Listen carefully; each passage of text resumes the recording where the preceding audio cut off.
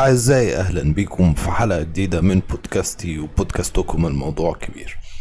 الحلقة دي هي تجديد لحلقة الأسئلة بتاعت 39 ريفيرست بقى 93 عشان صياعة وكرياتيف وكده. فلو حابين يا ولاد تسألوني أي حاجة هتكلم كأني جدكم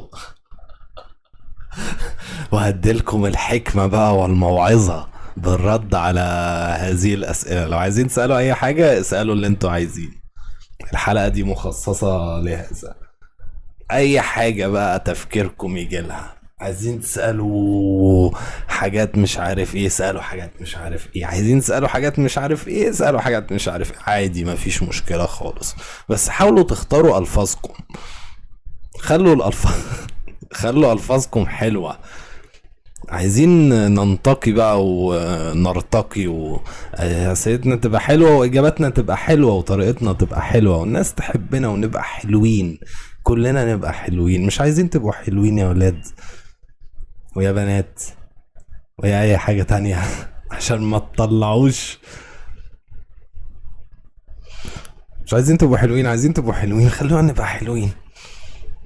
فأنا بس جاي أجدد الدعوة للأسئلة. أنا مش عارف كل شوية حد يجي يقول لي ما انت ما بتاخدش رأينا في مش عارف ما هي حلقة اهي قولوا رأيكم هنا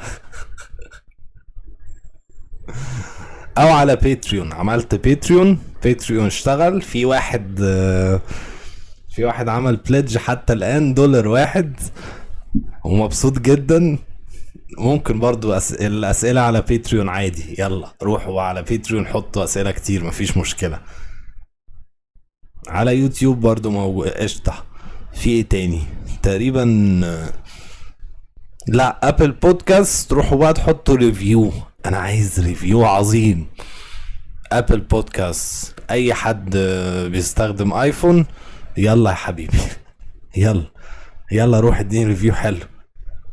عايز البودكاست يوصل 3000 ريفيو النهارده بس يا ولاد اتمنى ان يومكم يكون سعيد، ليلتكم تكون سعيدة. لما رد على الاسئلة بقى تكون ده اني طلعت اكتر من كده، دلوقتي لسه بتنبت تعمل بقى سامعين الصوت ده